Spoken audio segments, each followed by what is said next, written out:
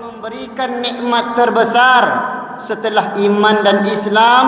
Yang kedua, Allah berikan nikmat sehat, digandeng dengan nikmat iman. Hari ini beruntung dan bertuah, kaki masih dapat melangkah, alhamdulillah.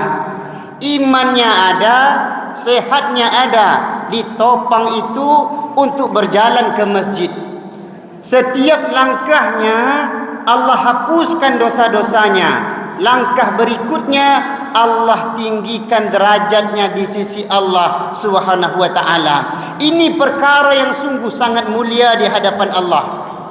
Nikmat iman ada, nikmat sehat ada. Beruntung kita malam hari ini bisa berkumpul, bisa berjumpa. Coba lihat saudara-saudara kita, sehatnya ada tetapi nikmat imannya dicabut oleh Allah. Muazzin berkumandang, Allahu Akbar, Allahu Akbar. Rumahnya tak jauh dari masjid. Apakah sebelah rumah 10 meter, 100 meter, 200 meter, tapi tak tergerak hatinya untuk menuju panggilan Allah. Dia sibuk dengan perkara dunianya, nikmat iman dicabut oleh Allah. Ada yang sebaliknya, imannya kuat tapi sehatnya tak nampak. Lihatlah saudara kita yang terbaring di rumah sakit. Hanya bisa meneteskan air mata, jatuh ke pipi, jatuh di kain, jatuh di badan. Kenapa? Nikmat sehatnya dicabut oleh Allah. Beruntung dan bertuahnya kita malam hari ini bisa berjalan untuk menuju panggilan Allah Subhanahu wa taala. Alhamdulillah, mata kita masih dapat melihat orang tua kita, melihat ayah bunda, melihat sanak saudara. Apa kata Allah Subhanahu wa taala? Yang lebih besar daripada itu semua, melihat kebesaran Allah Subhanahu wa taala. Apa maknanya? Jika engkau pandai mempergunakan nikmat mata itu, kata Allah, engkau mulia di hadapan Allah. Di sepertiga malam kau ambil sajadahmu, kau hamparkan sajadahmu, kau basuh wajahmu, maknanya berwudu. Kau angkat tanganmu, maknanya kau qiyamul lail. Di sepertiga malam itu, di bulan Mudha'afah, kau angkat tanganmu. 10 malam Ramadan pertama, itu malam rahmatnya Allah Subhanahu wa taala, malam kasih sayangnya Allah Subhanahu wa taala.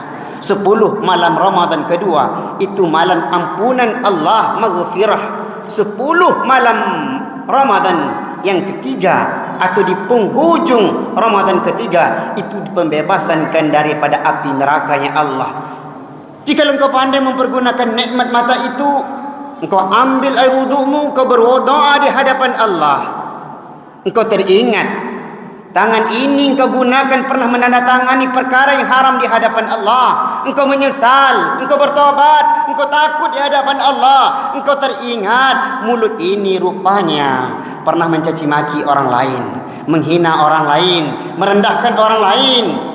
Engkau teringat, kaki ini pernah melangkah ke tempat yang diharamkan oleh Allah, ke tempat yang dilaknat oleh Allah. Sehingga malam itu engkau menangis dengan anakmu, engkau menangis dengan istrimu, dengan air mata tobatnya untuk dekat di hadapan Allah. Engkau taubatan nasuha, kau tak mengulangi kejelekan itu lagi. Apa kata Allah Subhanahu wa taala?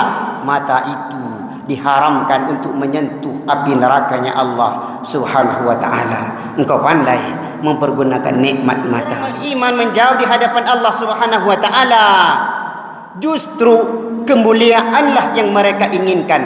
Maka dalam Al-Quran yang Allah panggil itu khusus. Siapa dia? Orang-orang yang beriman. Ya ayyuhalladzina amanu kutiba alaikumusiyam. Amanunya beriman di hadapan Allah. Di ujung ayatnya menginginkan la'allakum tattaqun. Kita dudukkan perkara ini semua. Pertama, iman yang dipanggil oleh Allah, bukan ya ayuhan nas, bukan manusia. Manusia itu ada KTP-nya saja. Dipanggil, wah engkau KTP-mu Islam, tapi kau mengaku beriman, tapi engkau tak solat. Kau mengaku beriman, tapi kau tak memakmurkan masjid. Kau mengaku beriman, tetapi di dalam masjid engkau berceloteh. Makna celoteh apa? Engkau mengumpat. Makna mengumpat apa? Engkau menggunjing. Bukankah setelah engkau rukuk, setelah engkau sujud, setelah engkau berdoa, engkau tidak mau ada dosa untuk saudaramu, tetapi kenapa engkau masih mengumpat? Lihatlah si Anu tu, udah jarang dia ke masjid. Kenapa engkau masih menggunjing di dalam KTP-mu untuk beragama Islam? Apakah dia beriman? Belum tentu. Tapi orang yang berpuasa, kata Allah Subhanahu wa taala, mereka dipanggil khusus spesial. Iman, di atas iman, di puncaknya disebut la'allakum tattaqun. Iman itu dalam bahasa sehari kita disebut dengan ya rasa yakin. Yakin menimbulkan rasa takut. Saya berikan analogi. Saya pakai sepeda motor, tidak pakai helm, lewat di simpang 4 SKA. Ada teman saya langsung datang. Kalau tidak pakai helm, kata teman saya, nanti polisi akan menangkap kamu. Saya yakin dengan kata-kata kawan saya sehingga saya takut.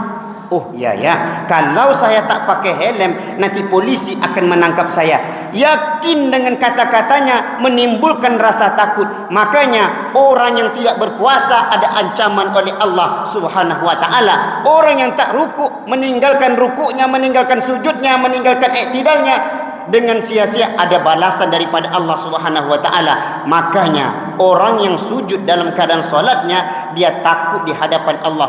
Yakinnya menimbulkan rasa takut. Takut itulah yang disebut dengan takwa. Jadi iman menghadirkan satu pintu ketakwaan, takwa menghadirkan satu pintu kemuliaan. Inna akramakum indallahi atqakum. Sesungguhnya orang yang paling mulia, kata Allah, di antaramu, di sisiku adalah orang yang paling bertakwa. Nanti barulah kita dapatkan siapa manusia yang beriman itu, yang berani mendirikan masjid, memakmurkan masjid, memfasilitasi masjid. Setelah mereka dapatkan pilihan tadi, ada orang hanya mengaku, aku mau memakmurkan masjid, tapi isinya tak beriman di hadapan Allah. Aku mau untuk memakmurkan, mendirikan masjid, tapi isinya tak mau bersilaturahim. Apakah engkau memutuskan tali silaturahim, ataukah engkau mengikat tali silaturahimmu? Orang beriman di hadapan Allah, dia tak akan putuskan tali silaturahimnya. Itu maknanya. Di mana baru kita dudukkan. Iman melahirkan satu pintu ketakwaan. Takwa melahirkan satu pintu kemuliaan. Mulia, di atas mulia itu disebut dengan surganya Allah. Mulia itu maknanya Allah sayang. Rahman Rahimnya terpilih untuk kita. Sayang dan kasihnya terpilih untuk kita. Di mana balasannya? Ketika dia meninggal dunia, anaknya mentalkinkan dia, ya, dengarkan ini, ibu, dengarkan ini. La ilaha illallah. Ketika itu dia bisa mengucapkan kalimat la ilaha illallah. Wajah yang meninggal tadi dalam keadaan tersenyum, sedangkan di sekelilingnya menangis. Kenapa dia bisa tersenyum? Mulia di hadapan Allah. Ternyata malaikat membukakan sayap kanannya. Inilah hadiah buatmu. Engkau beriman di hadapan Allah, engkau bertakwa di hadapan Allah, sehingga engkau mendapat meraih derajat kemuliaan di hadapan Allah. Setelah itu engkau dibalaskan dengan surganya Allah Subhanahu wa taala.